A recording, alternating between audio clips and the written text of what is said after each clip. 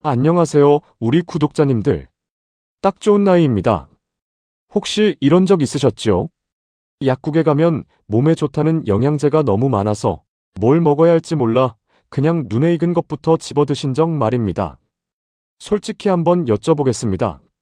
지금 드시고 계신 그 영양제, 정말 우리 몸에 필요해서 드시는 걸까요? 아니면 그냥 마음이 편해서 드시고 계신 건 아닐까요? 매달 몇만 원씩 나가는 영양제가 결코 적은 돈이 아닙니다. 그런데 정작 몸에 꼭 필요한 영양제는 빠뜨리시고 효과가 크지 않은 영양제에 돈을 쓰고 계신 분들이 생각보다 많으십니다. 오늘 이 영상 딱 8분만 집중해서 봐주십시오. 우리 선생님들의 뼈와 혈관, 기억력을 진짜로 지켜주는 영양제가 무엇인지, 그리고 어떤 영양제는 그냥 마음의 위안일 뿐인지 오늘 확실하게 정리해 드리겠습니다. 나이가 들면서 몸이 예전 같지 않다고 느끼실 때가 많으실 겁니다. 소화도 예전만 못하고 조금만 걸어도 다리가 무겁고 깜빡깜빡하는 일도 잦아지시죠. 이건 우리 선생님들의 잘못이 결코 아닙니다. 나이가 들면서 몸이 영양분을 흡수하고 만들어내는 능력 자체가 자연스럽게 떨어지기 때문입니다. 그래서 젊을 때는 음식만으로 충분했던 영양소도 지금은 따로 챙겨 드셔야 하는 경우가 많습니다. 그 대표적인 세 가지 지금부터 말씀드리겠습니다. 1. 비타민 D. 나이가 들면 피부가 햇빛을 받아 비타민 D를 만들어내는 능력이 떨어집니다. 게다가 실내에 계시는 시간이 많아지고 외출하실 때 자외선 차단제를 바르시니 더욱 부족해지기 쉽습니다. 국제학술지 뉴트리언츠에 발표된 연구에 따르면 65세에서 93세 사이 어르신 약 1000명을 조사한 결과 절반 이상이 비타민 D가 부족한 것으로 나타났습니다. 비타민 D가 부족하면 뼈가 쑤시고 근육통이 생기고 혈압이 오르고 기분까지 가라앉을 수 있습니다. 실천법은 간단합니다. 하루 15분에서 20분 손등과 팔에 햇볕을 쬐어 주십시오. 식사로는 계란 노른자, 말린 표고버섯, 고등어를 챙겨 드시면 좋습니다. 보충제로 드실 경우에는 아침 식사 후에 드시는 것이 흡수에 유리합니다. 2. 비타민 B12. 나이가 들면 위산 분비가 줄어듭니다. 그러면 고기나 생선 같은 동물성 식품 속의 비타민 B12를 몸이 제대로 흡수하지 못하게 됩니다. 해외 의료진 연구팀이 경도인지 장애가 있는 70세 이상 어르신 약 270명을 2년간 관찰한 연구가 있습니다. 이 연구에서 비타민 B12를 충분히 보충한 그룹은 뇌가 위축되는 속도가 눈에 띄게 줄어든 것으로 나타났습니다. B12가 부족하면 피로감, 기억력 저하, 손발 저림이 나타날 수 있습니다. 실천법입니다. 계란, 우유, 등푸른 생선, 조개류, 김을 자주 드셔주십시오. 소화가 잘 안 되신다면 삼키는 알약보다 혀 밑에서 녹여 드시는 설화정을 고려해 보셔도 좋습니다. 가까운 병원에서 혈액 검사로 수치를 한번 확인해 보시는 것을 권해드립니다. 세 번째, 오메가3. 특히 EPA와 DHA가 부족하면 혈관에 염증이 쌓이고 인지 기능이 떨어지는 속도가 빨라질 수 있습니다. 여러 국내외 연구에서 고령자의 오메가3 섭취가 심혈관 건강을 지키고 인지 기능 저하 속도를 늦추는 데 도움이 된다는 결과가 꾸준히 보고되고 있습니다.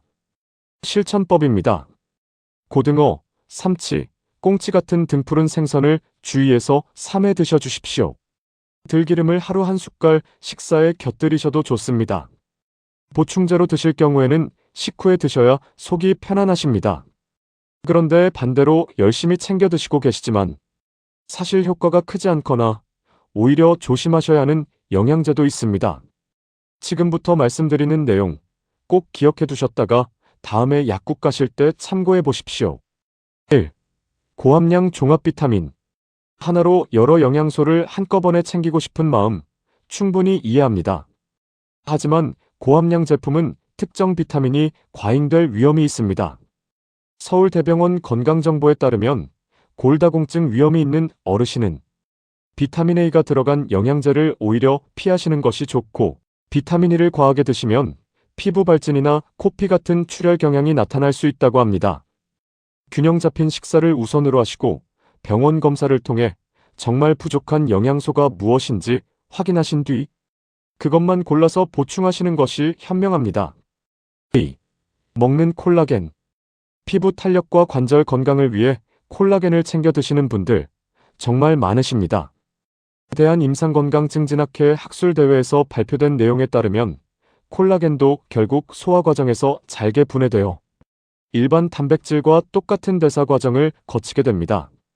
피부 개선 효과에 대한 임상적 근거도 아직 충분하지 않다는 것이 전문가들의 의견입니다.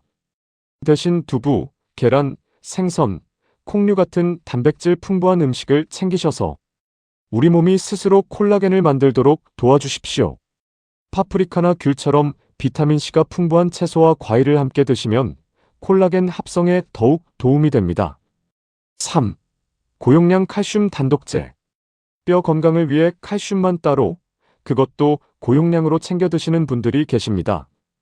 고려대학교 안암병원 연구팀이 국민건강보험공단 자료를 분석한 결과에 따르면 칼슘 보충제를 단독으로 오래 고용량으로 드신 경우 심혈관 질환 위험이 복용량과 기간에 비례해서 높아지는 것으로 나타났습니다.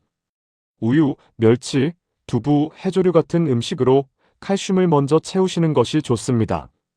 보충제가 꼭 필요하시다면 하루 600에서 800mg을 넘지 않는 저용량으로 반드시 비타민 D나 마그네슘과 함께 드시고 시작 전에 의사 선생님과 상담해 보십시오. 여기까지 들으시면서 혹시 내가 지금까지 잘못 먹고 있었나 싶어 마음이 무거워지신 분들 계실 겁니다. 그러실 필요 전혀 없습니다. 그동안 모르고 드셨죠? 괜찮습니다. 이제부터 바꾸시면 됩니다. 오늘 알려드린 내용 한 줄로 정리해 드리겠습니다. 비타민 D, 비타민 B12, 오메가3는 놓치지 마시고 고함량 종합 비타민과 먹는 콜라겐, 고용량 칼슘 단독제는 식습관과 저용량 위주로 챙기시는 것이 현명합니다. 늦지 않았습니다. 오늘부터 하나씩 바꾸어 나가시면 우리 선생님들의 몸은 반드시 좋은 방향으로 변화합니다. 지금 드시고 계신 영양제 중에 궁금한 것이 있으시면 댓글로 편하게 남겨주십시오. 다음 영상에서 자세히 다뤄보도록 하겠습니다. 오늘 영상이 도움이 되셨다면 구독과 좋아요, 그리고 알림 설정까지 눌러주시면 저희에게 큰 힘이 됩니다. 다음에도 우리 선생님들의 건강을 위한 알찬 정보로 다시 찾아뵙겠습니다. 감사합니다.